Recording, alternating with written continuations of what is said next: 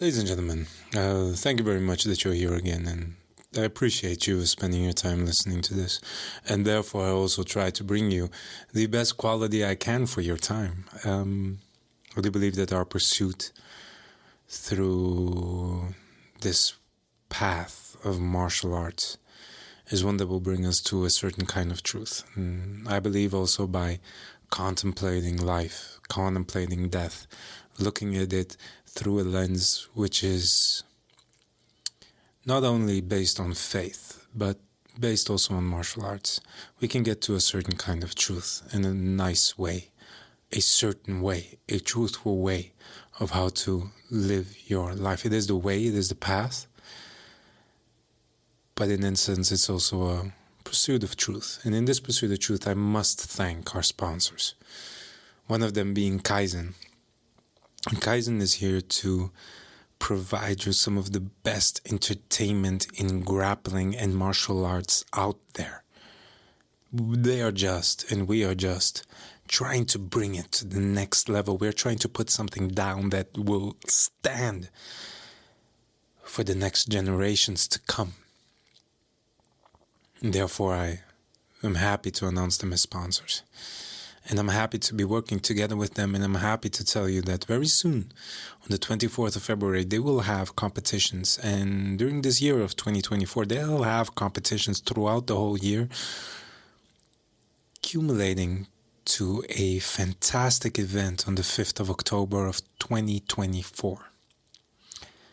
I would also like to thank another very important, very special sponsor, which is Bauwens. In essence, one of the first to sponsor and one of the first to cooperate and first to work with Cauliflower. And thank you very much. They have insane quality geese and very high quality rashkers that just sit good, just feel good. And they were making all of it in their own factory. And in this own factory, they also set up the Bauwens Foundation. Now, the Bauwens Foundation is where they're digging wells for people that are in need of water. And if you have ever rolled for an extended amount of time without water, you are very, very happy to easily walk over and take a sip from your water bottle. Now, there's a lot of people out there that do not have that privilege and that ease of access to water, and the Bauwens Foundation extends its help and extends a loving and caring hand towards those in need for something so simple and so basic as water. So I absolutely am very, very happy to work with them. If you are in any way interested in anything from both of these, the websites will be loaded and will be mentioned below or above in the biography of this. Now, I had the immense pleasure of speaking to Maarten Bauwens, I almost said Dutch lion. That would be a slap in his face. It isn't Dutch. It's a Flemish lion and a proud Flemish man. And our conversation was exceptional.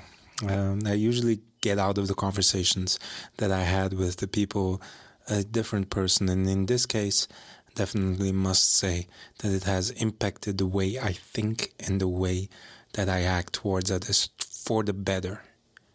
I am truly inspired by his work. I'm truly inspired by the person that he works to be, the father that he is, and the coach that he is, and the competitor that he is.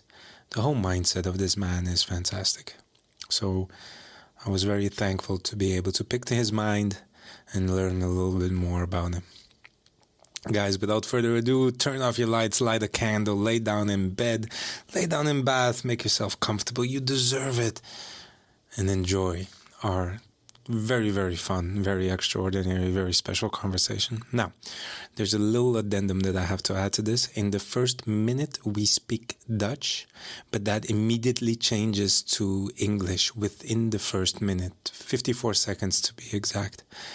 And then we switch it over to English. It's just that I also record the beginning of the conversations because they are amazing, usually full of humor and full of fun stuff. All right, guys? Enjoy it, guys and girls, and I hope you have a lot of fun. Big O's to everybody. Love you all. Stay sexy.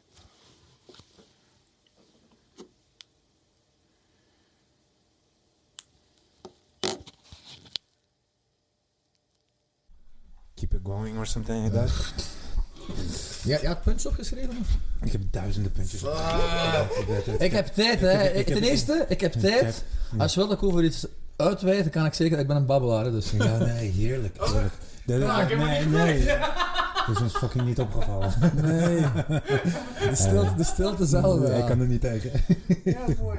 Ik heb veel punten. Maar het ding is, we gaan gewoon ons gesprek beginnen. En man, je bent de caster, ik volg gewoon. Hè. Ja, nee, en we wijken wel af, maar we kunnen afwijken. Dit is gewoon, ik zeg het altijd hetzelfde. We zijn gewoon een normaal gesprek aan het voeren. En ik ga wel rustig aan switchen naar Engels. Oh, is geen probleem. Ja, we kunnen het Engels starten ook zo. Ja. So, and the thing is, man, enjoy, just talk what you want to talk. And if you talk too much shit, don't worry about it. We will cut it out. I'm just gonna get a drink for in between. Yeah. If you eventually say something that is ridiculously either racist or bad, if you say something that's don't worry about it, we will take it out. If it's funny, we'll keep it. Thank you. We will keep it. And it's like, fuck it, cancel me. That is one of the thing. That's one of the philosophies. I'm not a racist, so I'm not gonna say any racist stuff. Beautiful. I just say things people get triggered by. Beautiful. I'm not racist. I got a lot of friends from everywhere. I got a really good friend. Yeah. He's like a really fanatic Muslim. Yeah. But like a real Muslim, he goes to church. I was gonna say he goes to Muslim church. He goes to the mosque early in the morning, 5 o'clock, and in the evening he prays 5 times. He's good for his wife. He's a good dude. He inspires other people to do even better than him. And like if it's about faith, how I live my faith as a Christian. You know about Gnostic Christianity? Agnostic, yes. Not agnostic, Gnostic. Gnostic, I don't know that. And that's more, how I say. It's a special take on Christianity that's a little bit more different than like the traditional three: Catholicism, Orthodox, and Protestant. It's a little bit more like free. It's a little bit different, where the big break between the other three is that the authority comes directly to God and to the human. There's no in between, no medium like a priest or a church or stuff. Beautiful. Like that. That's the Christianity I love more. I'm reading about it a lot now, and he supports me in my being as a devout Christian, and I support him as being a devout Muslim. So at the saying I'm not a racist, like I support him being a Muslim, and in the end of the day, we believe in the same thing. We believe in the same values. We believe in the same goodness and the same evil. What's actually the problem? That is something. So, and this world tries to divide us as hard as it can the whole time. Yeah. And yet we are here. And if you actually sit down with the people, you're like, no. Yeah. I have friends from all races, types, and whatever religion there is. We had an open mat last year. This year, I don't even know. I don't remember. We had an open mat, and it was for the victims of the earthquake in Syria and Turkey. Oh. Was a Turkish guy who invited me to do the open mat for that good cause. I'm like, yeah, sure, no problem. They're in need. They need help. If there's someone else. For let's say here they call the fourth worlds, like the poverty in our own country. Oh, of course, let's organize this thing for that. I'm so busy with everything. I'm not the guy that's organizing stuff like that. But if someone comes to me with an initiative, of course I'm going to support it. Let's go. So and I think like 50% of the mat was from non-Belgian roots, coming from Brussels, from everywhere on my mat. Share the same great time, good roles, just jiu-jitsu. No politics, no bullshit, just good roles. Yeah, the less people look at TV, and that is social media, the more. I don't actually have a TV plug anymore. Just have a screen, a Chromecast, and I have my phone. And when I want to see, that's when I put on my TV. If I don't want to see it, it's not gonna come on the screen. Oh, I love that.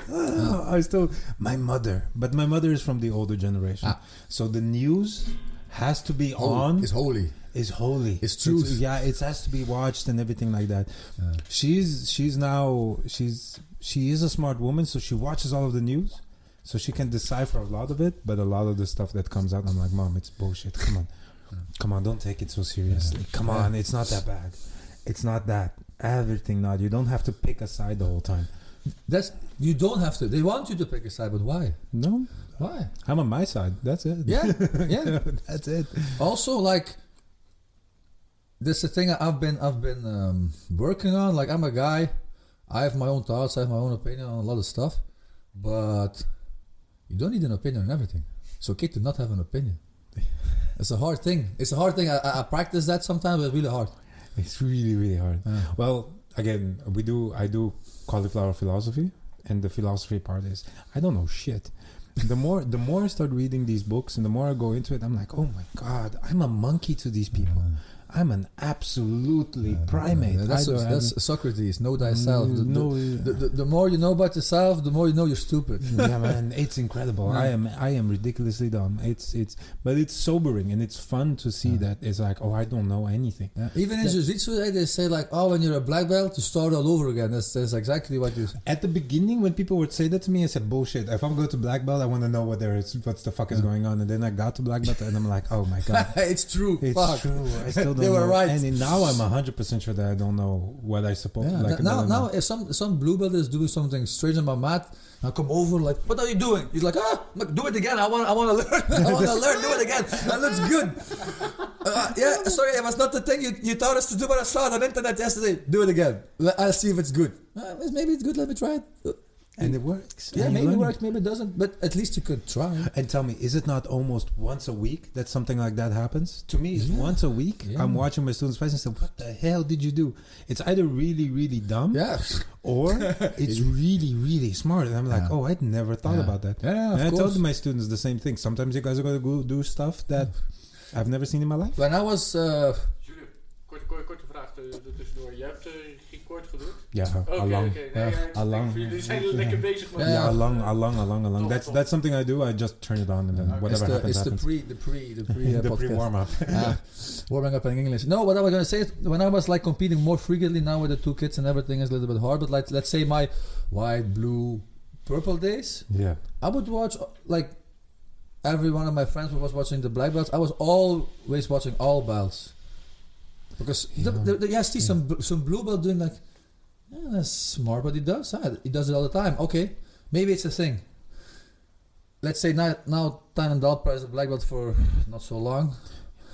He was doing some stuff since he was a blue belt till now a black belt. So if you pick that up when he was a blue belt, you're ahead of the curve.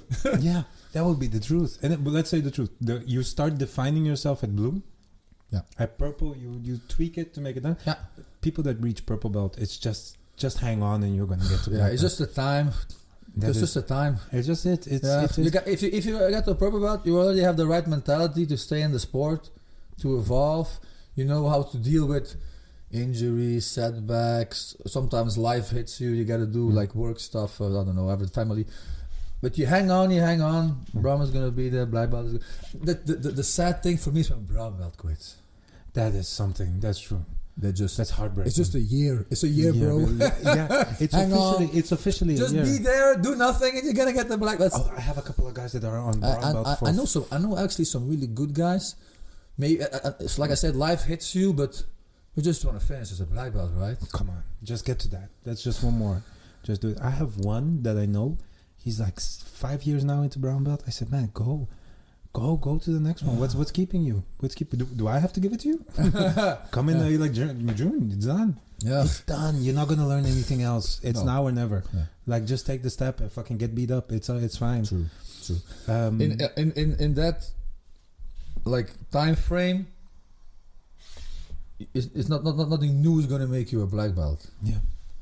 It's just like the consolidation of all the techniques you already know, your A game, this and that. And it takes like some while to get the black belt because it's like, we can get you a black belt just right now, right? Yeah. You have to like suffer a little bit for it. So that's why like you wait a year or 2 years or something. If it's a competitor, something else. And just hang on. Just go. That's what I always say to my students. Like, if you want to be a black belt, it's one simple rule: just show up. Just take the step. Just show up. Just show up. Just keep coming. Just keep appearing. Just show Let's up. Let's say, something happens. You're out for a couple of weeks. Come back. That's it. That's it. Don't forever leave. And it's really hard. Somebody that really starts jiu-jitsu and gets into it, and you see they love it. It never gets out of their system. I actually did traditional Japanese jiu-jitsu before. How was That's that? how. But my trainer, funny part. He was already looking into mixed martial arts. He's good at sword fighting. Now he's a student of me and BJJ. He's a purple belt, and he's like top ranked world HEMA fighter. So historical medieval sword fight. Yeah, he's good. So it was a really good Japanese jiu-jitsu. So for people that don't know, HEMA fighting is basically what it's sword fighting. What the Knights did. what the Knights did. This is the European sword fighting system. Yeah, HEMA is for historical European martial arts. Yeah, and it's actually it's sword fighting. They have some knife fighting, sword and shield, like all the weapons. and it's better whatever the Japanese samurai did. It's better. I'm saying it to you. He did both. Better. He did both. He did both, and he says like, you would be surprised how scientifically the European manuscripts are written down. Everyone's like, oh, but they were so sophisticated in Japan, and we were some dumb brutes. Well, that's not the case. That's not the case. That's not the case. They're actually, and here he says manuscripts, which means these are not writings or something. These are manuscripts. This is before the time. This is like 1600, 1700 stuff. Yeah. Even before that. Even before that, they already had like detailed things with pictures and everything. Like they got some steps in painting, and then they got like a technical explanation for what to do in writing underneath. Yeah. Like books are like centimeters thick. For you guys to understand in now terms what that is, it's like a John Danaher DVD In a book. in a book. That's a really good explanation. Really good explanation. So what I was gonna say is that guy was my teacher, and I got to brown belt, and I got to black belt because he had to do some katas. You got to do some prepared like sequence of techniques. Yeah. That was mandatory to show. Even Choreographed. Choreographed, exactly. Some of the techniques are not your favorite one, okay? That's like a BJJ. Some things are not your thing, but you gotta like at least do it or try it or feel out with it. But you do your A game, and that's what I like about jiu-jitsu. You have your own way of dealing with stuff, technical wise. Yeah. Hey, you're not flexible, so you do this. Oh, you're really strong. Oh, you can do this. You're big, you do this. You're small, you do that. In the traditional Japanese jiu-jitsu, it was not the case, and I was like, "Fuck my katas! I have to like practice like a choreography." Right. And then I switched over to like real MMA. I did some Thai boxing before. Then I did MMA, Thai boxing for a while. Then I found through mixed martial arts, and because of my old trainer Yuri said like, Maarten, you're really good at grappling. Maybe you should like search for a BJJ gym. I was studying in Ghent at the time, so that's where I picked up BJJ. The MMA was hard with the studying and stuff to do because I was in Antwerp, and then I did Thai boxing and BJJ separately. Then I was like, okay, I'm gonna do C-class level, like amateur level fights for Thai boxing. Became a blue belt. Yeah, you gotta choose if you want to do something at a high level. I'm not a bad striker. I'm a better grappler than I'm a striker. Got it. So that's why I focused in 2013 to go full on for jiu-jitsu. Yeah. That's amazing. Yeah. And that's when then you worked yourself to in short. Then you went for in short, 2000, so like the end of the year of 2013, I just started jiu-jitsu. But then did you start competing at that time too? Yeah, immediately, yeah. So I had like one MMA fight and like a couple of Thai boxing fights. So I knew what competition was about, like mentally, stressfully, stuff like that.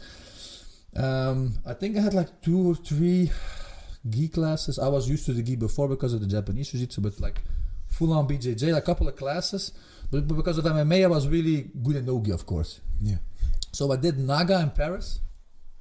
It's a white belt. You have novice and then beginner. The second level I did beginner. And I was like, I came in, it's typically Naga. I came in and I saw novice like, what the fuck? I see like Chechen guys suplexing everybody like, what the hell am I going to do with beginner? But I end up winning after 5 fights. And then I was like, okay, I think this is for me. And then the next year I got double gold at Flanders Open, like one of the biggest in the region. That's a huge competition for people that don't know. It's up there. Yeah. And then I did silver at some Holland Open. Yeah. And then I got my blue belt, so pretty fast, like half a year. Yeah. Of course, I got some background, but I said to my trainer, was Wim de Putter at the time, the main guy from Brazil. I was like I want to really focus on high level competition. Yeah. But he said, yeah, you fight good, so like, it's hard to not give you a blue belt. Yeah. And then at the time I was like, fuck man, you threw me for the wolves with the blue belt. But Would you have done the same to yourself, being a black belt now? If you have a student that comes in the same situation as you, would you keep him or would you put him, Leo, hey, it's blue belt, find your way? I did like almost the same thing with a student of mine, Andreas.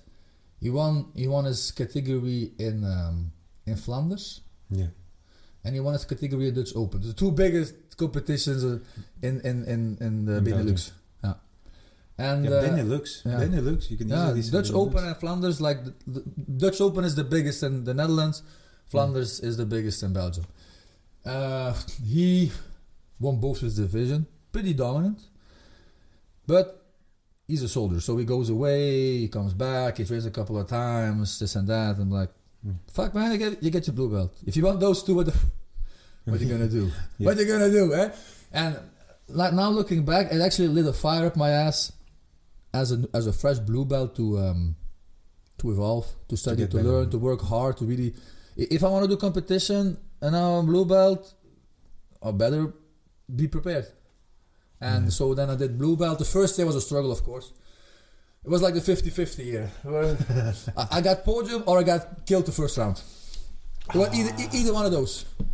For a whole year. And then it became better. It clicked. And then in 2017 was actually my year I really popped off. I got silver in Europeans as a blue belt at heavyweight. It was the first time I decided not to cut weight. Like, fuck. I want to focus just on the fights. It was a good choice. It's a choice I made after that a couple more times. Always worked out really well. If it's the day itself weigh-ins. If it's the day before, I don't mind cut weight. I'm pretty good at that.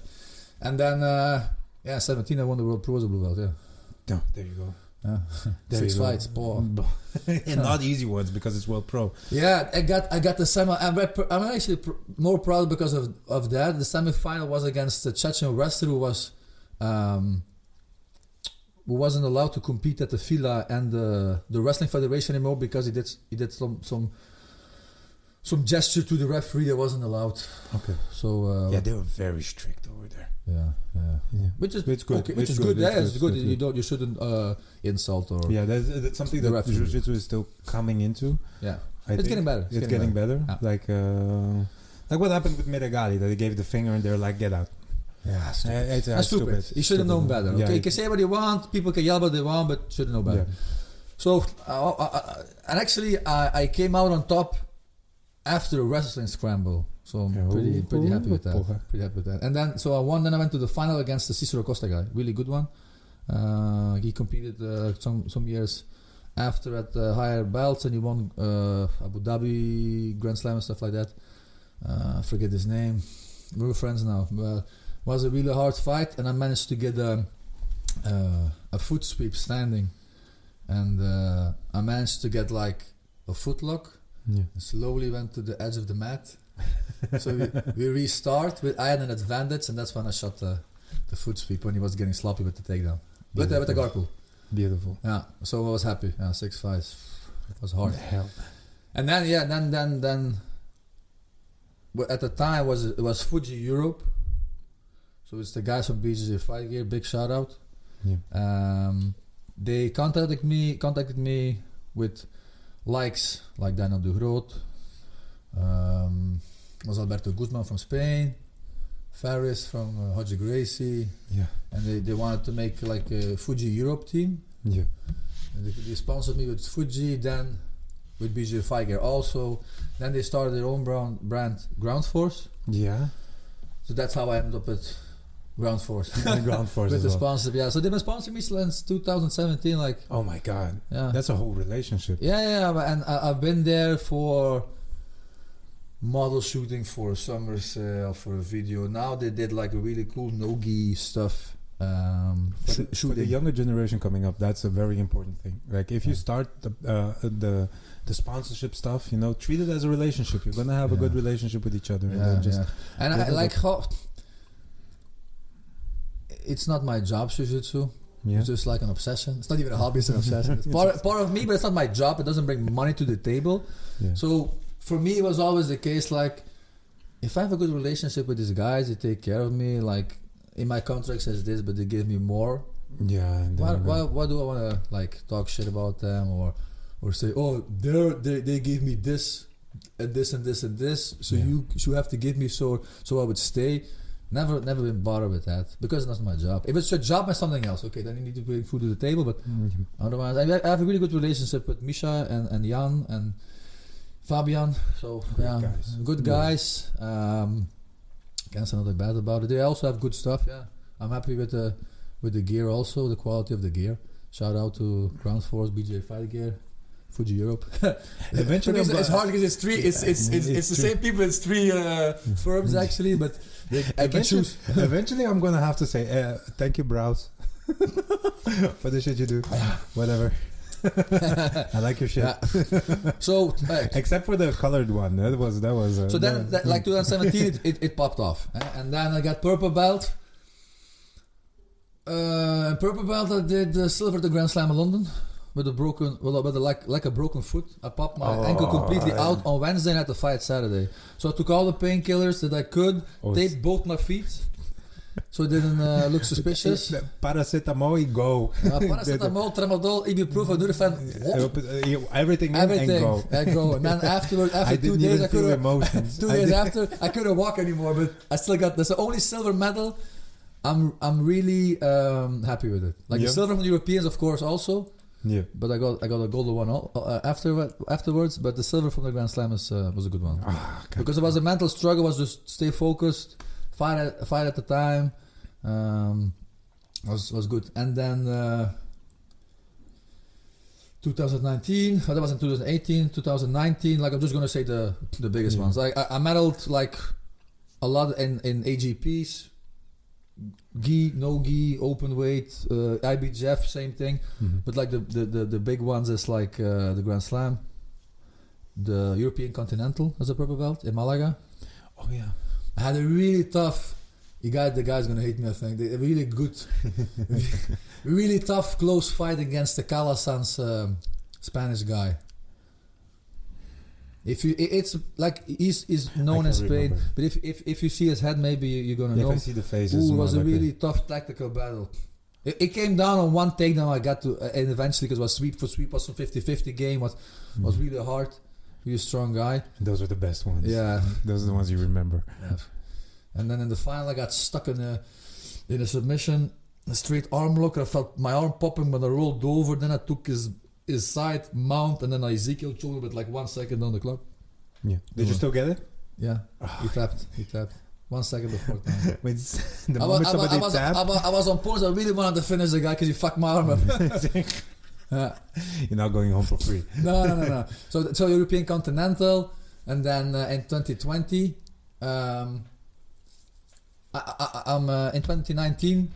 I was also allowed to do masters. Yeah. Like I always said, I did masters and British Nationals IBJJF. I did quad gold over there. Caralho. Over 2 days. It was heavy. Some of the people say, whoa, fighting all fights in 1 day is heavy. Yeah, but fighting over 2 days is actually worse. Because then you stop 1 day, go to bed, wake up broken, and then you have to go. You wake up, it's like, what truck drove over me? Man, yeah. The gi train. I have to do the no gi again. Yeah, that's true. But it was good. I have some really good friends in London. Shout out to Alexi and Lewis. Over the years, they let me stay for free in the house. That's the thing we can talk about. Like, so build up friendships like it's insane. Like nothing else. It's insane. I know. It's insane. But let's continue Then you made the British Open, 4 golds. This is insane. And then right before the COVID lockdown, it was 2020 January. Was Europeans the last time I listened one. I did Master 1. I have this ritual. We were talking about rituals. Yeah, we're talking a little like bit more. The things I like to eat before competition is light digestible carbs, which is rice, some easy proteins and some healthy fat. So Either it's this thing from Stan Efferding's Vertical Diet. It's called the Monster Mash. I love the Monster Mash. I know it's like minced meat with rice and some easy digestive vegetables like bell peppers, spinach, onions if you can. It depends on what you want. And you make a whole. Yeah, you mix it up, and if you really want to make Monster Mash, then you put some little bone broth in it as well. Yeah. To not make it as dry. Yeah. Or I eat sushi. It's one or the other. One or the other. Sushi gets close to a Monster Mash. It's the same kind of ingredient, but it's fish. And big mistake, I bought sushi in the supermarket in Lisbon. Wasn't freshly made. But it looked fresh and I got caught in the moment. Sushi. And I woke up and I had the food poisoning. God damn. I stood up and it was like the worst hangover I've ever had in my life. I was dizzy, I was disorientated, I had to vomit a couple of times, I was shaking, cold sweats. Oh, fuck. I was so nauseous and I was like, fuck. Yeah, I've competed either way, right? Just do the fight, one fight at a fight. My first fight was actually a tough guy already. He was a guy from Cicero Costa, Egypt. And he's a really good lapel player. So I had to be on point. Yeah. And the only thing I could hold in my stomach was just like a pre-workout, just sip on it like really, really slowly. Yeah. And then like adrenaline is the best drugs in the world. I was like this in the bullpen, like Maarten Bauwens. Okay, let's go. Then you're in the fight. Adrenaline kicks in. You don't feel nothing. I win on points. I come out of the man. I'm like, oh fuck, then that tired again. And no. 4 fights like that. 4 fights. 4 fights, and then then I had like I think the first fight was like 6-0. Second was more 10-0. Then the third one was a Kimura, and then the last one was a really good Russian guy. He armbarred everyone in 3 minutes. Pop from closer, pop. So shooting for a single leg, managed to get him down, and then stacked some advantages for passing.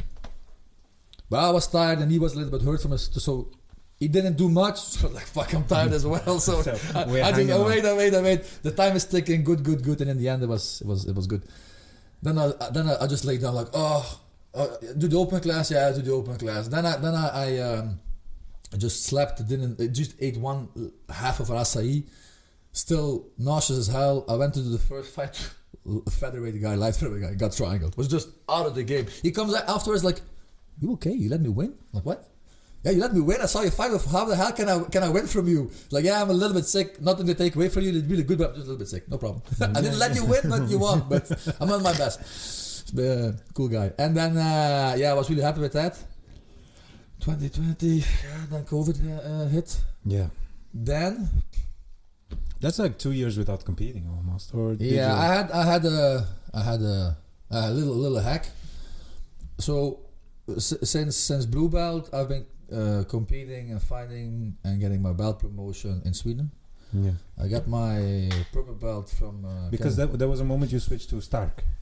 Yeah, before was something else. I can give the whole evolution. So I fought in Belgium from white until blue at Stark Gent, Braza affiliation.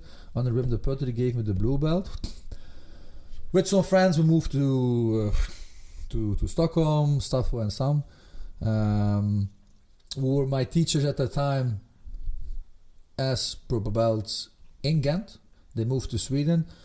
I had a really good relationship with them. They know my game. They know how to teach me. So I was like, okay, if you go there, I can like move like permanently with you. I'm still studying at the time. And later I've been like working and stuff. But I tried to manage 4 or 5 times a year. From 2 to 4 weeks. 4 weeks was the longest time in one sequence I've been there. And like sleeping on the mats and stuff like the whole underground. The whole crazy stuff. Yeah. And I had like 8 guys in the gym sleeping on the mats. Craziness. And then I've switched to Prana. Was in the beginning was Alliance affiliation. Then they switched to Checkmat. Kenta Hammerstrom, the head coach over there, he gave me the purple belt. Then Max Lindblad, one of the black belts over there, really close friend of me, he switched over doing his own thing, which is Stark. Yeah. At the time, it was with another Max, his now wife Elina, and then also one of my best friends, Erik Friberg, another one, Simon.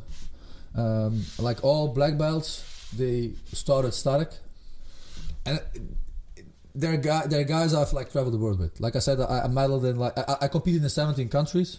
Holy shit. So, and I've joined them everywhere. I stayed with them at the Worlds in Los Angeles. I went to the World Pro 2 times with them. So like my brothers from the north, like a Game of Thrones stuff. Yeah. Battle brothers. Yeah, Battle Brothers for sure, and sisters. Don't forget and sisters, of course. And so I followed my friends, and Max gave me the brown belt. Yeah, was in July 2020. So COVID hits and Sweden was open. Oh, okay. So I just went there, and I'm luckily I have friends who are like high-level jiu-jitsu fighters who can just not compete but still train with each other on a daily basis. So I moved there. I went in July, came back in November. Then it was 2021. I went back over there, trained as much as I could. Then it was open for a while again here in Belgium. Then I opened my own academy. Yeah. For a day, then I had to close down. In 2020, in October 2020, I opened my own academy, Lionheart Jiu-Jitsu. Listen to this. I gave up my job, and then I said I'm gonna do jiu-jitsu. I opened up my gym and I started for this, and I started it. And a week later, the motherfucker closed down. I was like, oh no! I had to walk back to my boss and go like, look, remember what I said last week? Yeah. Forget it. Yeah, I'm sorry. He says, yeah, don't forget it. It's okay. Oh, that was good. He was like, yeah, we all fucked and we need the people. So. Okay, that's good. So yeah, that's the thing with Max. He always said like, if you wanna start your own thing, it doesn't have to be a Stark. Yeah. And for me, my moniker in the sport was always the Flemish Lion. Like, I fight hard, like the hair, the lion look. I'm a proud guy from the Flemish part, so I like to I would say like come out for that.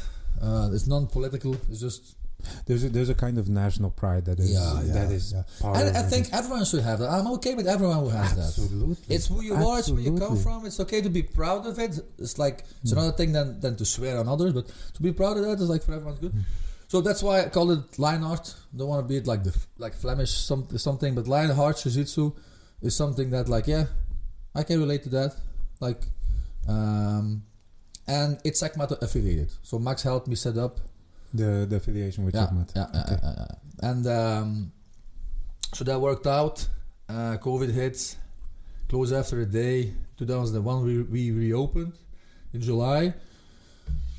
So now we're going into our almost 3 years.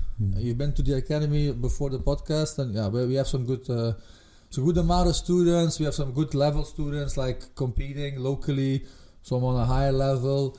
I'm really proud of that. That is one thing. So this is a habit I want to make out of it. So before I sit down with somebody, I have to roll with them. I have to feel it. And now you know there are no lies. Yeah, I know the real person if they roll. It is, at the end of the day, how much better do you know each other if you rolled? And if you competed, and if you know, it's like a lot more easier to talk and a lot more easier to understand the person and stuff like that. And man, I went to your gym and bravo. Everybody does jiu-jitsu. Everybody fights.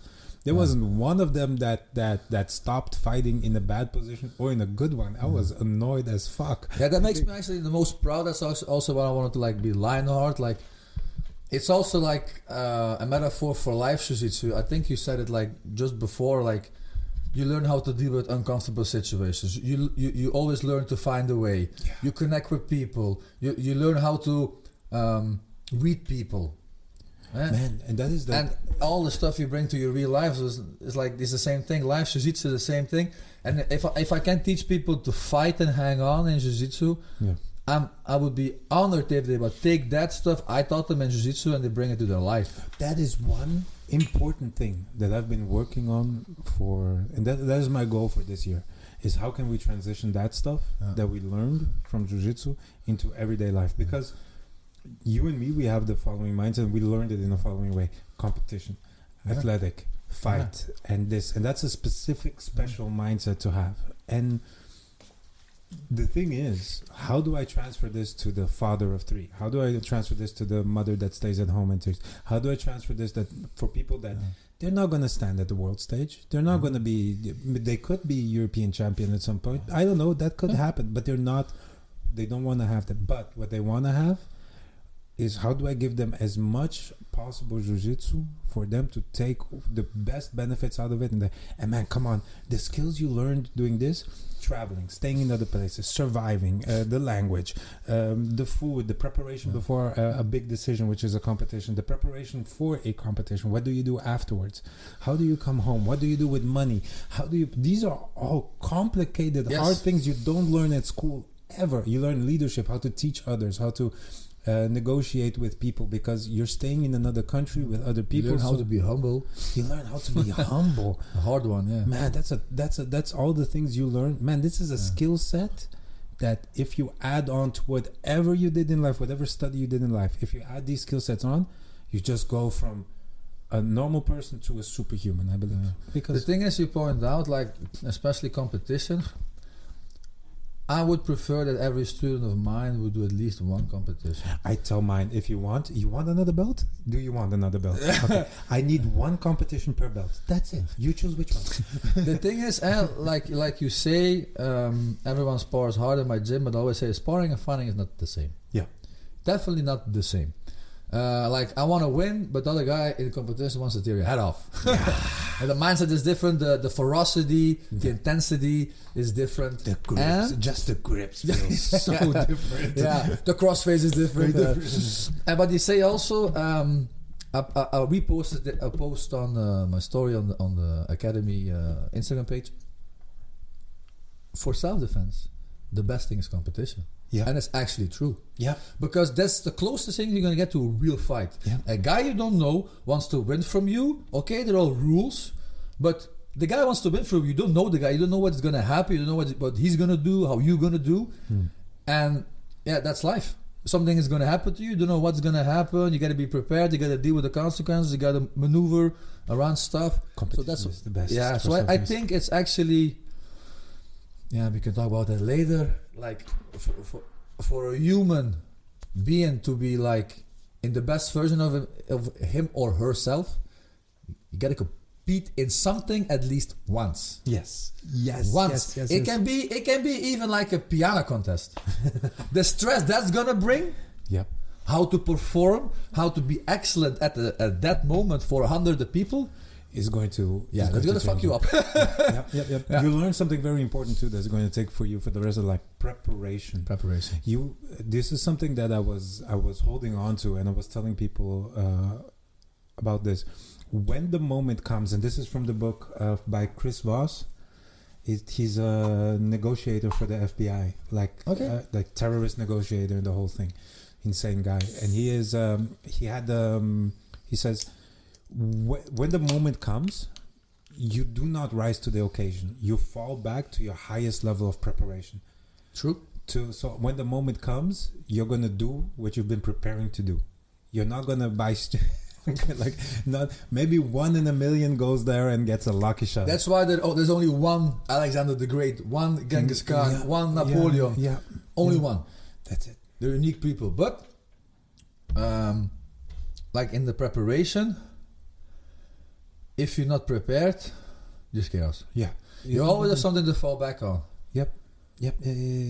Have you thing that you prepare for? All right. So this is your whole path to getting to where you are now and how we got here. Yeah. We ended up competing with each other. We ended up training with each other. Yeah, I know. I've seen you fight so many times. Every single time I went to a competition, you're there. Yeah, that's the thing for me. Before a time when I was I just like that. I just like competition. Like I said, I started from white belt immediately. This is what I want to do because it has some good competition. There it is. And man, I used to see you doing everything, and that was insane. And that was a little bit sad for COVID. Like I competed only 3 times as a brown belt. Yeah. 2 times I won Flanders, just in an opening that I was allowed to compete, and Veluwe Open. And then I got my black belt, and like almost 2 years, and everything reopened again, and in some countries, the training and competition was always open. You feel that on the highest level, especially they get a bit older. Now I got 2 kids. I got also like a really, really decent responsibility job. Juggling all the balls together was a hard thing, but I think I'm on the same like level or route again as before COVID now. Like mentally, physically, took a while, but just a little bit more tired. Let me get to a question. So we're gonna go into the things that the sequence that I wanted like this presentation so people know what you're doing over here and how you got here and everything like that. I wanted to really know that, but there's a point where so I've prepared a couple of things. Yeah, good. And we talked about this also. We were talking about faith, family, friends. And there was a point you were saying like, I got into the Gnostic Christianity and I really love that. How did you? This is a good question. How did you meet God? That's the thing. That's the thing. Like how I'm did gonna you get start? emotional actually. I'm gonna get emotional. That's let's say I can put a question in this way. He calls you. Huh? He calls you. He calls you. Right? You just need to listen. Yeah. You just need to listen. The thing that hit for me, like, I don't know, when I was like a kid, 4 or 5 years, when they talked about God or Jesus, like, I understood what they said. I felt in my heart that it made sense. That there was something that I had to like work with. Yeah. But you're a kid, so you think 5 seconds and it's gone. You're 10 years old, you think about it and it's gone. And then you get older, then you go out in the world, you forget about God. The world, like this, you can only choose 2 things. You can either choose the world or God. Yeah. And the world calls you when you're younger. You experiment with stuff. I was big into skateboarding. Yeah. Oh, sure. Yeah, skateboarding was my thing. And then of course you go some partying and this and that and blah blah blah. Then I went to university and then I quit like a lot of bad stuff like the skateboarding, the partying stuff. Just focus on studying and the future. And then I did MMA and then the whole sports thing. But again, I did some fitness before, but was because I liked it, not because I had some goals with it. Yeah. So then, when I was 10 until 14, I actually was, I don't know the name in English, but it was like a clerk in church. I helped the I helped doing the mass in church as a kid.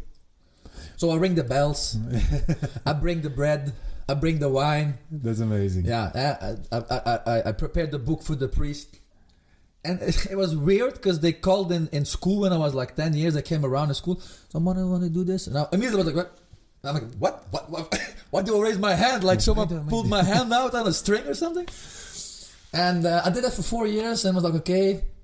It was funny. Then I actually did the mass and then I pulled out my skateboard and just skated on the stairs at the church. It was funny. Like the contradiction. And then like disappeared a little bit again. And because of jiu-jitsu, because you go into complete exhaustion, into complete humiliation if you prepare for a big competition, you get just annihilated by the hours of training, the hard sparring, the lack of recovery, the weight cut. And it was before the World Pro. I had a really good preparation in Sweden. I was demolished. Then I came back home at the week for recovery, and then I moved. And the day I departed for my World Pro that I won, it was on Easter, the day of Easter, which is the resurrection of Jesus. Yeah. Kleine break, sorry. No worries. Ik doe even een kleine break. For boundaries. Beautiful. Guys, we did a little stop and we're right back. That little stop was probably going to be something about sponsors. I'll include the sponsors from Maarten in this. We stopped at a point where I asked, how did you find faith? And he was saying like, actually through jiu-jitsu, and on the day that you had one of your best preparations, one of the best competitions for preparation, and that was on Easter, was the day you were going to leave. Yes, Sunday, Easter, don't know the exact date, but it's somewhere in April, of course. I parted for the World Pro in Abu Dhabi. And it was really weird that it hit me like, well, I'm gonna go on the day of the resurrection of Jesus to fighting like the biggest competition ever. Yeah. So was the world prowess back in the day that you could win your package by just winning an open weight. Yep. Yeah. I tried in the Netherlands, got double silver. Competed in Belgium, lost the first fight. Went to Greece, won double gold. Boom, in the books. Good, nice. There, I felt the energy of like the old European ancestry. I'm a big history guy since I was a kid. So I was like, oh, this is where I'm gonna get my gold medal. This is where I'm gonna get the ticket. I got the ticket. Then on Easter I depart. I'm like, damn, feels like going on a crusade. Like as a Christian European going to the eastern part of the world, feels like a crusade. Hands later, Lionheart Jiu-Jitsu Academy. Yeah. As from Mr. Lionheart. So everything is connected. And I was like, damn, yeah, okay. Maybe I should start believing in science from God. Maybe I should listen. And I won. I was like, damn, maybe I shouldn't take God for granted anymore. And afterwards, I made it a habit. If I compete somewhere else, I visit the church. There you go. When I won my European Continental gold medal, like my first European title in AGP, I visited the Church of Maria Victory in Malaga the day before. Oh, beautiful, man. And there's so many other things that like 1 and 1 is 2. So I always felt like I had some almost bad career-ending injuries, and I always came back from it. Like I always felt like God and Jesus had my back on the battlefield, and I'm really thankful for them. So what do? You keep looking away, or you lend your ear and you listen. So I started listening, and 2001 was when COVID lockdown, 2020. Like I think a lot of people had a rise in spiritual awareness in 2020. Like everybody started looking.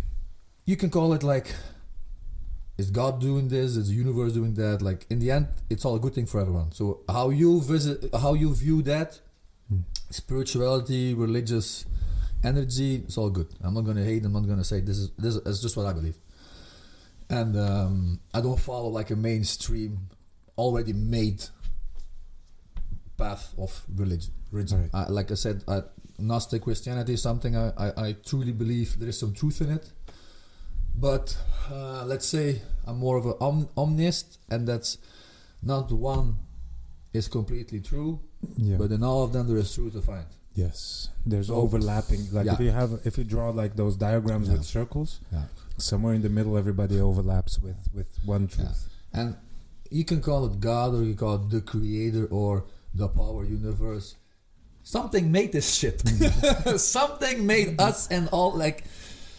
Okay, I'm making a detour. So then, I said, okay, I should listen. And then in 2020, spiritual awareness is rising for everyone. I got the call, and I started reading the Bible. I read it completely.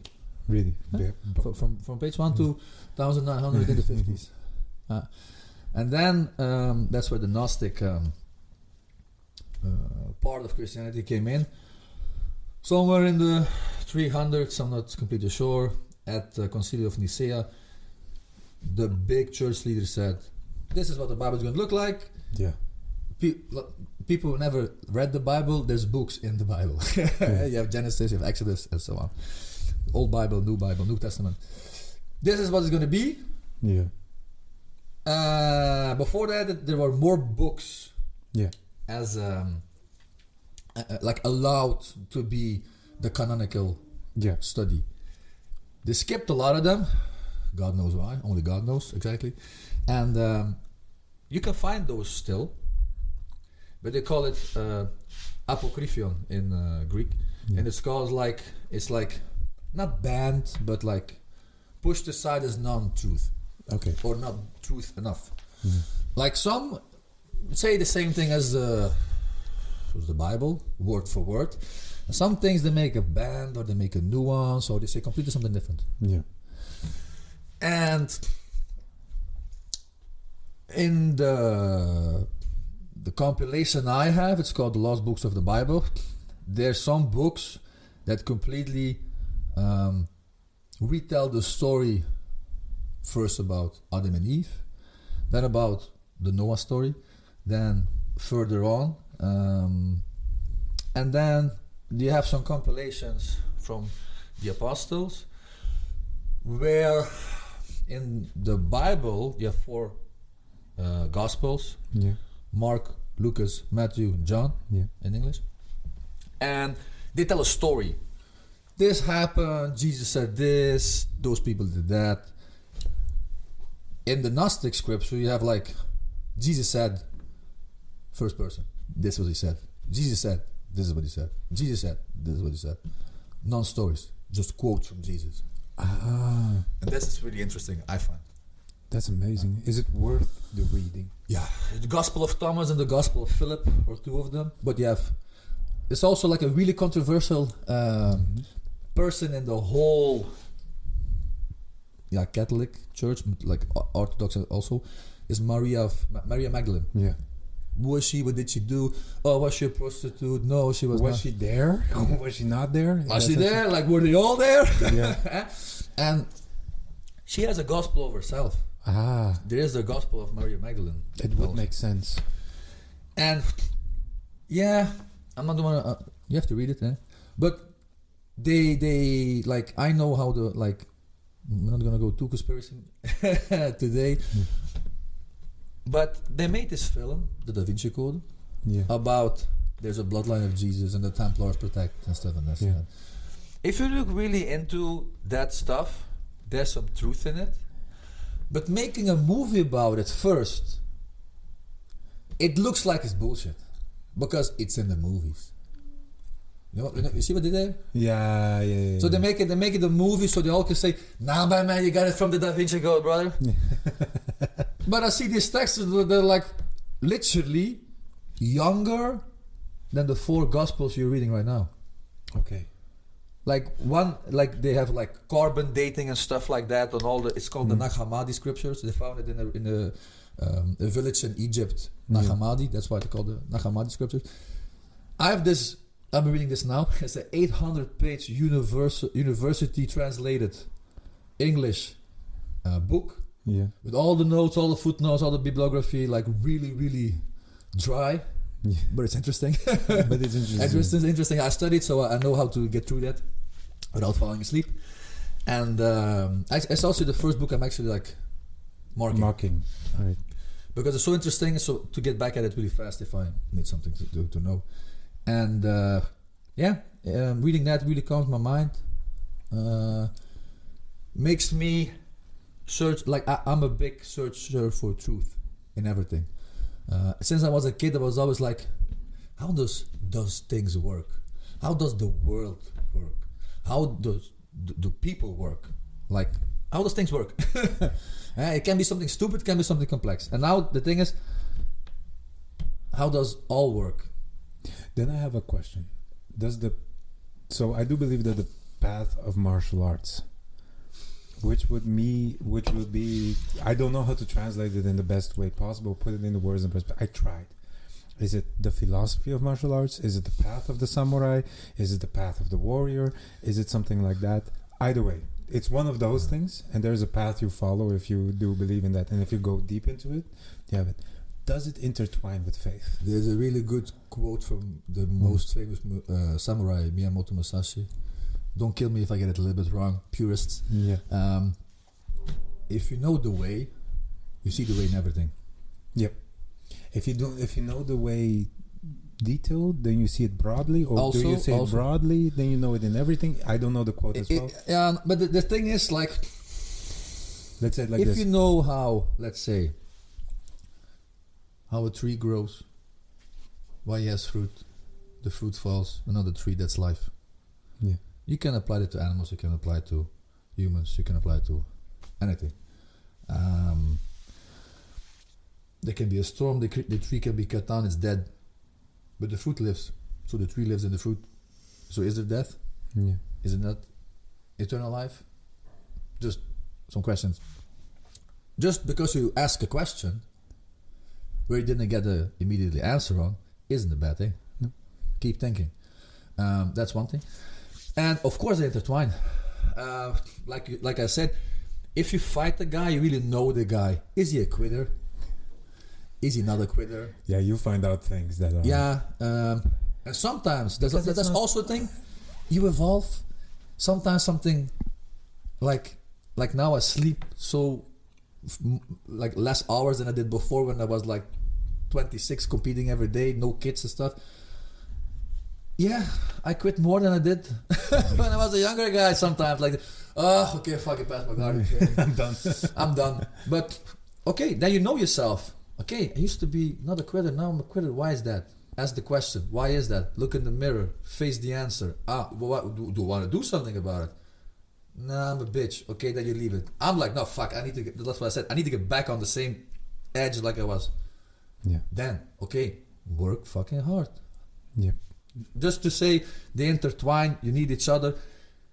Also, there's this quote that if you do fighting by warriors who don't study, you got dumb motherfuckers in the army. Otherwise, if you have weak academics leading a country, you have weak people leading a country. So you have to have smart people who are physically strong in one person. They say a strong body and a healthy mind. That's a perfect example. It's a perfect interconnection between the two worlds. You have to have like educate is maybe not the word, because education is something it's a program that's put into you, but you have to have a thinking brain into a working body. That's a good thing. Because also people like evolutionary, they always had to deal with problems. They always had to be thinking. They always had to be working, running for food, gathering food. Think. Now you don't have to think anymore. I need to know something. Grab my phone. I want to calculate. Grab my phone. Grab my phone. This is it, and there is no othering, and that is the It gets a little bit. It makes us lazy to think. Yeah, and then you have also like emotions. One of my mentors at my work, shout out to Dirk, he said evolutionary, the prefrontal cortex for the rational thinking is the youngest part in the brain. Okay. The oldest one is the old part, the reptile brain, that's just reflex, survive, instinct, breathing. Then you have emotions. It's the amygdala part. It's in the back of the head, a little bit further up. And he says, everyone thinks we're thinking people who feel, but we're actually feeling people who are trying to think. So we're feeling people first, then we think. So if you look at people, and that's where the way of the warrior comes in, or it's big now, stoicism comes in, it's really important for the people who get physically strong, they get mentally strong and controlled as well. And it's easy to say, but I can handle that mentally until the situation is there you couldn't. So in times of preparation, through hard training, you prepare your mind. Like David Goggins, we have to bring that guy up. I love him. Oh, if one day he's a nut, but for people he's like, oh, but that's not good. What about recovery and this and that? He said on a podcast somewhere, you do you, I do me. But I just want to show you got more in you than you think you got. Yeah, way more. It says the 30% rule. If you think you're done, you're only at 30%. I love it. And that's why physical training is really important for scholars, academically smart people. You don't have to be like a elite bodybuilder or a CrossFit athlete, but you got to do something physical. You have to. And vice versa. And for some reason, those that are scholars and truly intelligent, they naturally gravitate towards working out and being hardworking. Yeah. And being also, I have a master's degree in physical education and movement science. Yeah. We saw scientifically that you can study better if you do something athletic in between, let's say you study 4 hours, you go for a walk, you go to the gym for an hour, you come back, you're gonna study better. Then you would just lay down on the sofa for an hour and then came back and studied again. Yeah. There's proof, scientifically proof. For all the people, scientifically proof. There's scientifically proof. 4 hours and then go for a walk, motherfuckers. Yeah. That's how I did it when I studied. I'm the type of guy, I was always in class, so that's how I pick up things better. But when I was home studying, I went to the gym in the morning.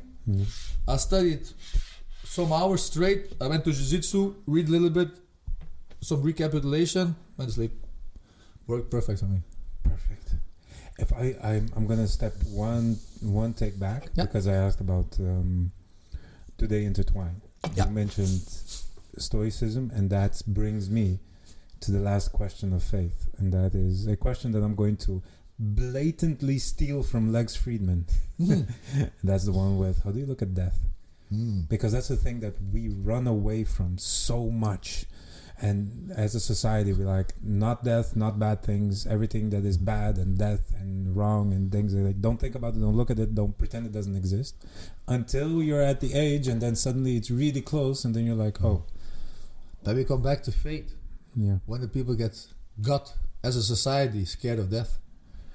When did they try to live longer, not better? When did they try to make our body live long enough without, like, you should read the book Homo Sapiens. Yeah, from Yuval Harari. We will take. I hate the guy who wrote it because it's a World Economic Forum guy, but we're going to get your book list by the end. Yeah, he also the second book Homo Deus, but Homo Sapiens, or just Sapiens, from Yuval Harari. So. When did that happen? When we went to the Nietzsche area, where actually Nietzsche doesn't believe God is dead, but he gave the whole thing. Yeah, he gave the whole thing out. So we killed God. We kept him out of society. We thought we were better than the old people back in history. We were so religiously firm, and because we were like above spirituality, we thought we were going to do better. Yeah. But turns out we got more anxious, we got more scared, we got more out of control.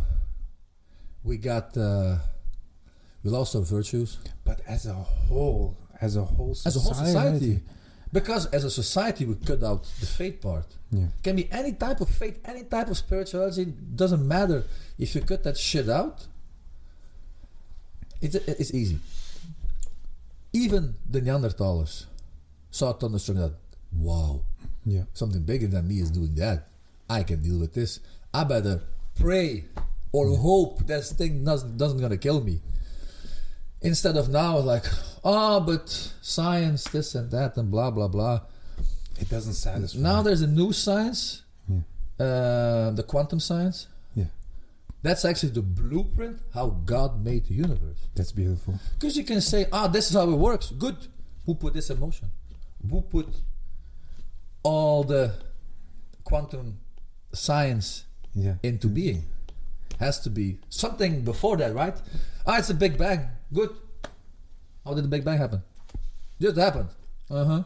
Eventually it stops with the explanation. There's something, you can call it a person, you can call it a spirit, whatever you want, but there's something or someone that said, this is how it starts. Yeah. And the thing is,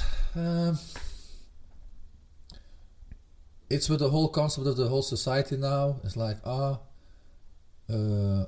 me, I'm unique, I'm special, I'm in control of my own life, blah, blah, blah, blah, blah.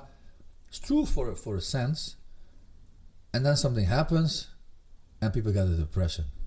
Yeah. Oh shit! So you're not in control of all the stuff you thought you were in control of, and not responsible, and not in control, and not anything like that. True. So there's got to be like this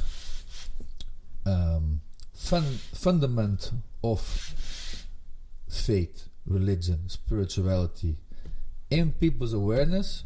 To build on as a society, for it to like connect with each other. And I think you said it before, we're more divided than ever before. Why? I think because the whole connection with the spirituality, faith, religion is just gone. Yeah. It's just gone. For me, when I found my faith again, I found faith, but like reconnected with my faith, started seeing things differently. Yeah. I became like a warmer person, a more caring person, a more forgiving person, understanding person. It's still everything is a work in progress. Like Stoicism, everyone's big on Stoicism. Even Marcus Aurelius talks about the gods. The whole time. The whole time. The best thing is the book of Job.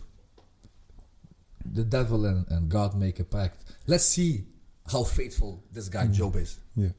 Let's give him the worst. Let's give him the worst. And he says, no. I'm just gonna keep my faith. In the short, he has doubts, but he always comes back. Nah, I can't renounce my faith. I can't. And he get the reward in the end. So to come back to Stoicism, he kept his emotions in control. Because emotions gets the best of us. Yeah. To make a rational decision that, I'm gonna keep believing in faith. I'm not gonna let my emotions get the best of me and let them renounce my faith. So Stoicism, in my part, has its place in the whole religious spectrum. Absolutely. It's just the thing you do as a human for yourself on a human level, but the things beyond, like a connection beyond, that Stoicism doesn't really explain or work with, because it's beyond our control as a human. That's how I see it. That's how I see it. So you have connection with God. Doesn't have to be in a church. For me, I have the best connection with God and nature because He created nature. Yeah. And also because if you would look up, Jesus preached outside. He preached in nature. He preached in the forest. He preached at the lake, the river, whatever you want. And what was I gonna say? So if you go there and you search for a connection, first you gotta have your emotions in check. So Stoicism is a good way to set a base to work with spirituality, religion, faith. For me, so people getting into Stoicism, because there's like big things happening. Some people turn to Stoicism. Some people turn fanatically to religion. Stoicism is a good thing. Eventually, you come around and say, okay, Stoicism is good for me as a human, but I need some more than just the human part in the world. There's something more than a human can control, can make, and for me, it's God. Beautiful. I'm going to skip for now the part with family because I want to keep that for the end. Mm-hmm. So, but the order stays: faith, family, and friends. Yes. And I want to go to friends, and I'm going to give you a scenario. Yeah. So, this is a thought exercise. Ooh. You went out with friends. Yeah. You're having a good time. You just came back from competition. Everybody won. Every fucking body won in every single category. You're having a good fucking time. You're having out. You said, like, we deserve beers. We trained for so long. We're going to go out. Everybody strong. Everybody just competed. Go out for a couple of beers. And one of your friends bumps into a guy just by accident. Oh, sorry. What happened? Oh, man. So sorry. I don't want... And go, hey, why are you bumping into me? And everything like that. And then a group forms on his side. And a group forms on your side. And you feel there's no running from this. Maarten, you've trained your whole life. What do you do? Like Hansel Gracie said, I will come in with a flying kick. I will come in with a flying kick. If the guy isn't starring the situation or putting fuel to the fire, like if my friend is, I had a friend before and he was always, oh Maarten, you got my back. Like whoa, I got your back when you're not the problem of the whole situation. If you're gonna seduce the girl of a guy over there, and then you're gonna come for me now, bro, I don't got your back. No, I say this to my friends. Yeah, sure, I got your back, but first I'm gonna laugh. First I'm gonna get. If you deserve the punch, of course, if I'll I let see you my get friend, the if my friend is getting hit, so I don't see the build-up of the situation, I see him getting hit. Of course, I'm gonna help him. And afterwards, I'm gonna say, "What'd you do? You stupid fuck! I knocked the guy out because you were on his sitting on his girlfriend. Okay, then after we have figure to it have a out. talk later. But yeah, what I'm gonna do is my friend. The thing is with friends, choose them carefully first and foremost. And that's a very important thing. I've been on the bad side of that when I was young. I can tell the situation in short for the motherfuckers out there. Shout out to you, snakes. I had a girlfriend at the time, and my best friend walked away with her. Shout out to you, snakes. I love that. My best friend walked away with my girlfriend at the time. I have to write that down. Yeah. Snake in the grass.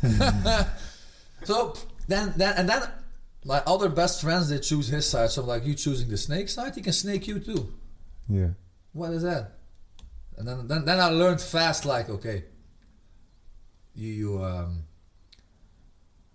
gotta test the trust before you give the trust to a friend. Yeah. Takes a while to like really connect on a brotherhood level. Don't do it too fast. Don't do it too fast. Just take your time with it. Take your time. If they're friends, they're gonna be there for a while. They're gonna be there forever. I have one guy. Yeah. I know him since 3 years old. And we have different paths in life and this and that, but we know each other so what 30 years. Yeah. I would give him $1 million, I would know it, but nothing disappear. Oh, just because I know he's a decent guy. that's the thing. Yeah. There's a very important thing, because even the Bible says it, friends better than brothers, or tighter than brothers, even like that. So friendship is a very, very important thing that you have to think about. I have another one. A quote that I heard was, you're not my friend yet. You get to the point of being friend when there's like this, I know you. After that, we go to an acquaintance. So I've seen you a couple of times more. Then you're in a outer circle of me. My bro. Yeah, my bro. Then we go into a little bit inner circle, and after that, there's another circle, and that's when I trust you. Yeah, that's true. And that's when I trust you. That's it. Then you have mine too. Do you have a couple of things that you'd say, like my friend, like a friend for me to get into that trust has a couple of things. Do you have that or no?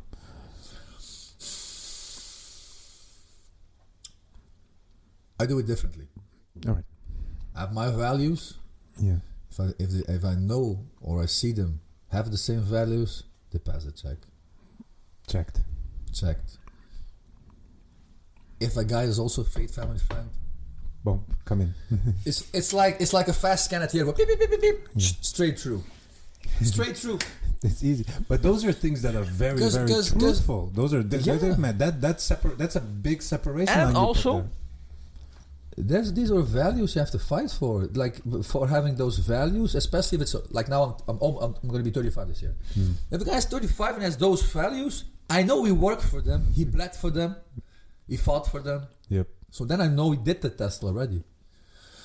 Say I have a new guy in my gym, a younger guy. He's like, oh, want to hang out after the training? Yes, no problem. But I'm not going to be a friend as a friend.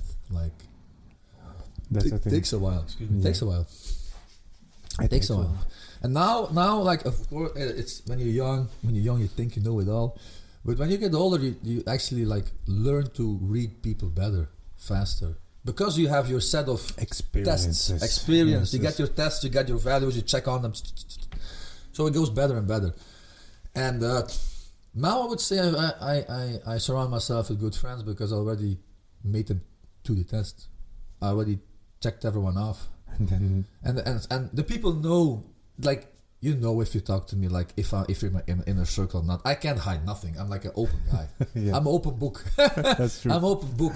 If I don't like my wife's, like, sometimes we talk about, like, with women it's different. It's difficult. Yeah, men are easy. If you don't like a guy, you don't talk to the guy. Pronto. If the guy doesn't like you back, you just like easy. Like say in training as a guy you don't like and he doesn't like you, you just do this. Pronto.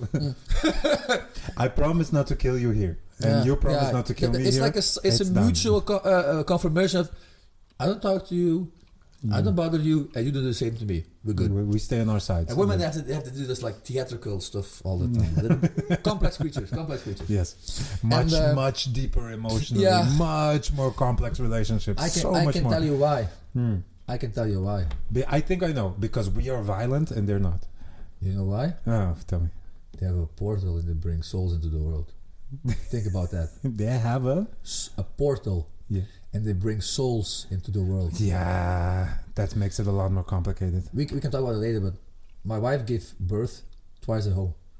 At home, even. At home. You didn't bring her to. She didn't want to She go. didn't want it, and I was supporting her. Yeah. Beautiful. Yeah. Yeah.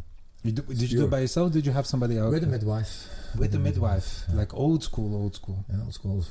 Holy shit! Big on tradition, man. Yeah, I know. You gotta walk the walk to do the talk. Eh? But we can talk about it later. But yeah, that really showed my eyes. Like, you gotta take care for women, and Yeah, absolutely. it's same for men. You gotta take care for everyone, and masculine energy and feminine energy. It's like a yin and a yang. They complete each other. They don't have to compete with each other. And they're different. They're not equal. What's with all the equal stuff, right? Everyone wants to be equal, but everyone wants to be different. Everyone is unique, but then they want to be equal again. Like, well, now it gets confusing. A man is a man. A woman is a woman. They have different energy. Yeah. And they gotta respect the energy. That's it. Yeah. And we have this. Something you said is beautiful. Is we have this duty as a man to protect women. That's the thing. That's the thing. Yeah. It's like natural into So us. that's why they feel more. If you have to bring another soul into the world, you gotta feel if the world is a safe place. That's why they're better in feeling. Wow, that is a good one. God damn, I'm writing down quotes. I want to the also whole educate days. the men on being like better for their Be women, better and I want to men. educate the women to be better for the men. It goes both ways. No one Let me escapes. say it like this. No one escapes. Let me say it like this. I will not touch the women part. I can talk about the men part the whole day long. We need 5 but hours more. Man, I need man. It's too hard. I need a couple of years more to do this. Also, I can say what I know, but in the end, you gotta have a woman talk about women.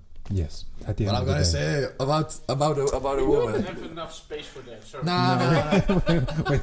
We don't have 5 more episodes. 5 more episodes. How to deal. So yeah, that's a family part. But I was gonna say, yeah.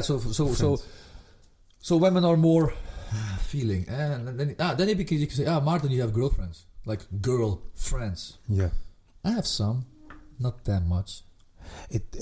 I never believed in it. I have some, but there's a relationship that you can build with other men that just functions completely differently, and with a woman you cannot do that to a certain extent. For me, it's actually pretty simple. I have my wife. We've been together for like 13 years, married a couple of years, and yeah, what do I need another girl for that I can't get out of a guy? Of course, I'm gonna be friendly with every other woman respectfully, and I have really good friendly relationship with some women, no problem. But I don't feel the need to search for it. I don't need the what's it called, the affirmation from other women. I got my wife for that. Yep. So I need then all the guys and the girls are the same, but the man, something we can talk about. A man needs to be surrounded by other men. This whole lone wolf shit that's on everywhere. Yeah. That's good to heal from some problems, the isolation, but you have to come back. Yep. You have to come back. A man is not made to be alone in the world. He is made to be surrounded by other good men. Yep. Yes. As an army. Yes. Simple. Other good men is a Manhood, good thing. brotherhood. It's a really important thing in a man's life. You don't need a woman for that. You need one woman for you to take care of. Yeah. For sure. That's your wife. Yeah, it's your wife. And then there can be other women, like non-family women. I have really good women friends. Not only friends mutually for me and my wife, but people I know from work. I have good relationship with women, but are they really my friends? Yeah. Like you say, like the circle? Yeah. If someone would say like you're my inner circle, you're in my inner circle, but you're not. It's 5 people. The inner circle is 5 people. They're not women.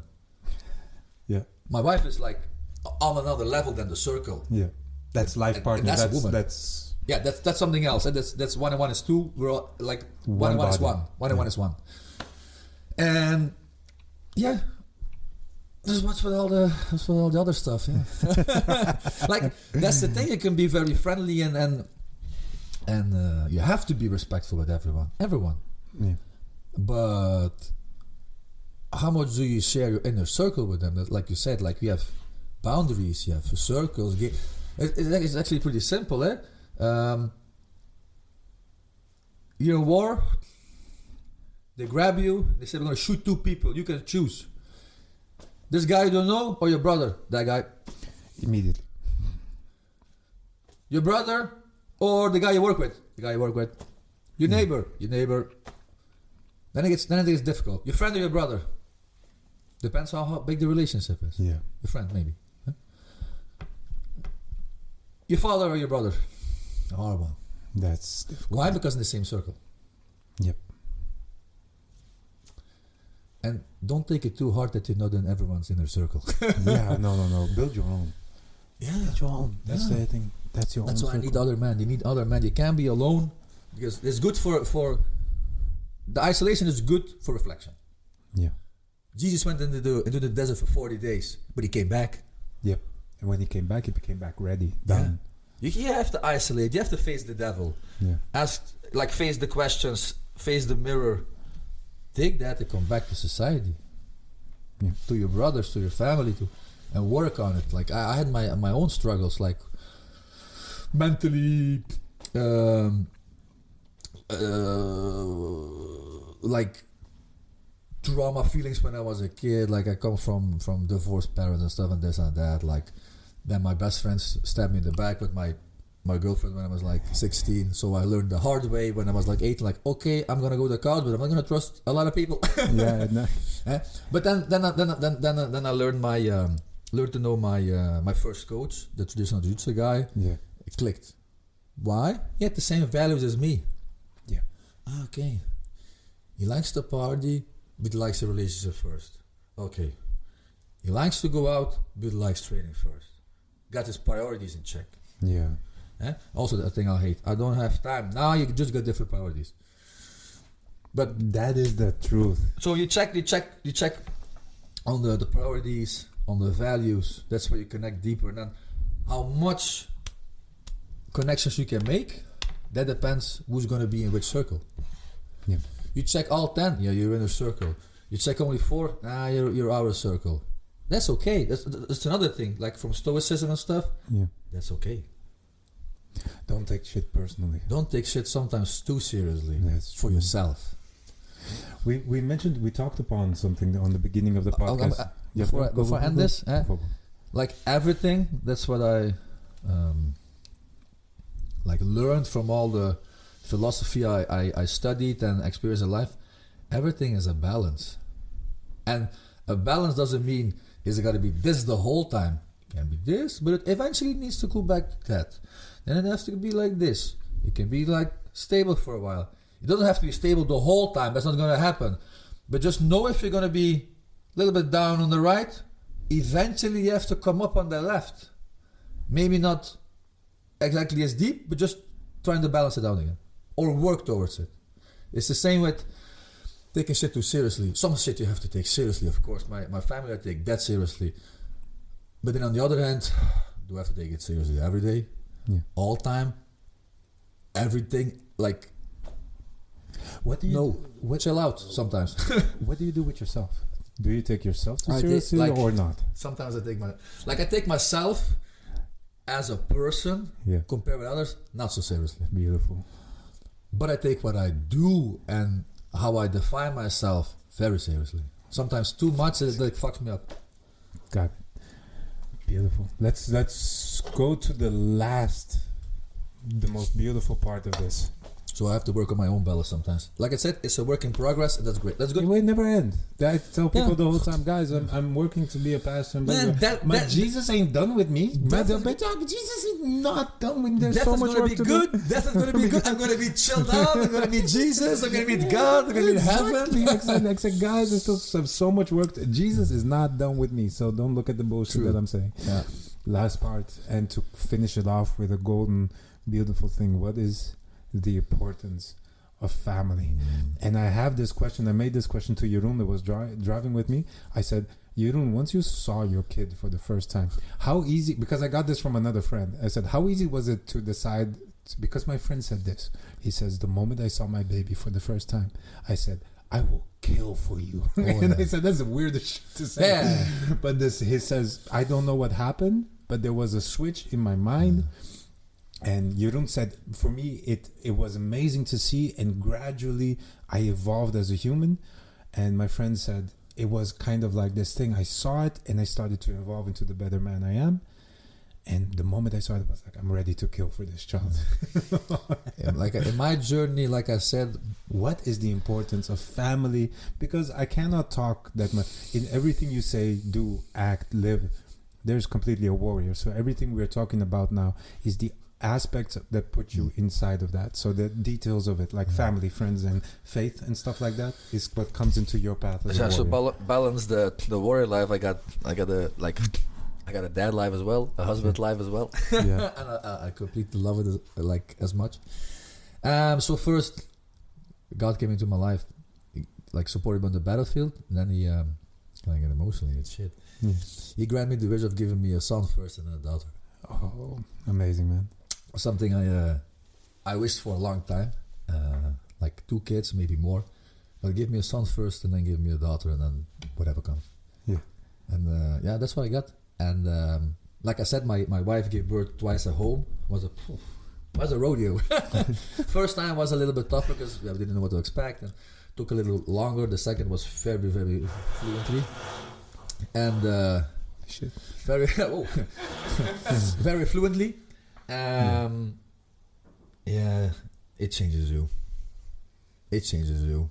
Like when I said that my faith made me a warmer, understanding person, both my kids did twice as much as that, and I got them from God. So that is fantastic. Yeah. And I would kill for both of them, and I would die for them as well. That is such a beautiful thing. Yeah. And they're my everything. Like the thing is, I get up at 5 o'clock sometimes, like most of my days. I wake up at 5. I go to the gym. I work out. I go work 8 hours. I'm an operation manager of a couple of swimming pools, so I drive sometimes an hour and a half there, back. I work, telephones, mails, meetings, all together. Get in the car, come back. Then I have to be like the calm dad. It's not easy. No. Then I gotta yell like, okay, Dad. Hey, I come home. What's up, kid? I wanna play. And sometimes I'm in the sofa like playing with the car like this. Is this okay? Is this enough for Dad to do for today? Then it's gonna be this. They just wanna get love. Like it's okay. Like parenting is also like an ongoing growth. Yeah. And me and my wife, we take this seriously, as we approach it with a lot of consciousness. So we try to get educated on as many stuff as we can to be like the best parent, but everyone does what he can to be the best parent. But it's not easy. Like for me, that's why I went to regression therapy. I went to EMDR session. I did ayahuasca just to make sure I don't give my traumas to my kid. That's on me. Yeah. I need to do that. So, and especially as a dad, I still feel like a man as the head of the household is your responsibility. It's not easy. Sometimes I'm done. I'm out. I'm like emotionally out. I want to just throw something, destroy something. I'm mad, stressed at work. I'm exhausted, which makes it even harder to control the emotion. Then you're gonna bite the tongue and say, not today. Yeah. Sometimes it works, sometimes it doesn't. And that's the beauty also of a whole family, because then you have your wife to jump in. Yeah. And go like. And sometimes she helps me with that. Sometimes you point the finger like, oh, and it's a good relationship we have. Ah, that's fantastic, man. Yeah. Would you advise the students that you have, the people that are listening? This is a question that shouldn't even exist, but do you advise people to get a family? Of course. What's the goal in life, except for that? I wouldn't know. I wouldn't know. That's a goal for me. Look, the thing is, like, for real, you want to live forever? Do you really want to do that? Isn't it better to just live a good life? What's more better than coming home to a household filled with love for you? As a dad, as a mom, as a kid. I think there's nothing better. There's nothing better in the life than that. I've been to like 17 countries for competition. I've been to different cultures, and it's always the same. A happy house is all you need. We can close on that. I think so, yeah. I think we can close on that. And that covers family, faith, family, friends. Happy house. Structure on the bottom of the pyramid is faith. Yeah. You got your family. That's the most important thing. You can top on that with some friends. Beautiful. That's it. Done. Oos. Man, that was fantastic. I think with ladies and gentlemen, we have pure wisdom coming from Maarten. Wisdom, like that's how I see the world. I hope it can help. I don't have the truth. Only God got the truth, but hope I can help. We'll put this up. It will stand forever, hopefully. Especially in this digital age. So I believe that's a good thing. I did remember at the very end a quote that was very important to faith and all these things. It was from an interviewer I saw of Jeroen and I. He did it for Art of Jiu-Jitsu, and he says like, how do you deal with winning and losing? He says, Psalm 23 number 1. This guy was also like reading into. He says like Psalm 23 number 1. The Lord is my shepherd, and I shall not want. What do I understand from that is, I will not need anything. He will provide everything. If He provides me with a win, I got a win. If He provides me with a loss, it's what I needed. I needed either a win or I needed a loss. I get from God exactly what I need. That's grace. Amen. Amen. Amen. I think we had a good one. Yeah. Boy? Nee, hij was echt goed. Ja. Thank you. Dankjewel. Dankjewel. Caralho. He was beautiful, Dat is wat je wou? Top. Het duurde fucking lang, maar we hebben hem, man. Ja, was mooi. Shit. Nee, maar was dat worth goed, it. hè? Hey, dat is ook God die gezegd heeft, nu is het moment. Ja, that was the perfect moment.